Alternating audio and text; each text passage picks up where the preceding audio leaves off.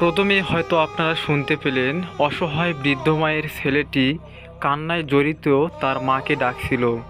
আসলে এই দিনটি যে তার এমন হবে কেউ কল্পনাও করতে পারেনি। হয়তো প্রতিবন্ধী ছেলেও বুঝে গেছে যে আজকে তার মায়ের জন্য দোয়ার ব্যবস্থা করা হয়েছে। তার মাকে হয়তো অনেক মনে পড়েছিল, তাই কান্না করছে এবং তার মায়ের কথা মনে করে তার মাকে ডাকছিল। তো আমরা টিম মেম্বাররা তাকে সান্ত্বনা দেওয়ার চেষ্টা করছি। তো আপনারা দেখতে পাচ্ছেন আমরা সকলেই অনেক কাজে ব্যস্ত হয়ে পড়েছি।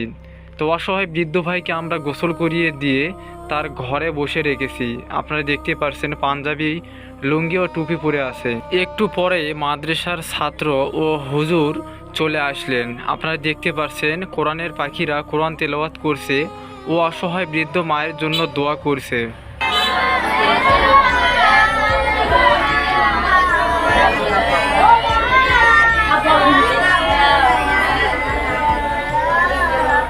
আমাদের টিম মেম্বার সকলে যার যার কাজে অনেক ব্যস্ত রয়েছে। আপনারা দেখতে পারছেন আমাদের একটি খাসি নেওয়া হয়েছিল। খাসিটি আমরা জবাই করে গোস্তগুলো কেটে রাখি। তাছাড়াও গরু মাংস আনা হয়েছে, তাছাড়াও অনেক খাবারের আইটেম করা হয়েছে। এগুলো আমরা মূলত 2 থেকে 300 মানুষের জন্য আইটেম করি। মাদ্রাসার এতিম বাচ্চা ও অসহায় মানুষদেরকে খাওয়ানো হবে।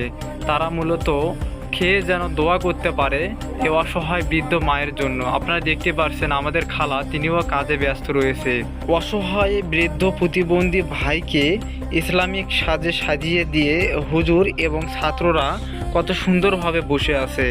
আপনারা দেখতে পাচ্ছেন তাকে আমরা তার মায়ের দোয়া করার জন্য নিয়ে যাব এবং তিনিও থাকবেন আমাদের মাঝে। তো আপনারা দেখতে পাচ্ছেন অসহায় বৃদ্ধ ভাইটি আমাকে পেয়ে সে আমার হাত ধরে টানছে আমি যেন তার সাথে থাকি। জিন্দেগি ইয়াদরক ওরিয়া মানুষ আল্লাহ বানাইয়া কেমনে দিবা জাহান্নামে ফেলিয়া তোমার বান্দা জ্বলবে যখন মাবুদ। মুনাজাত ও দোয়া শেষে আমরা এই অসহায় বৃদ্ধ মায়ের রুহুর মাগফিরাতের জন্য যে আয়োজনটা করেছি, আমরা মূলত অসহায় মানুষ এবং কোরআনের পাখিদেরকে ডাকিয়েছি।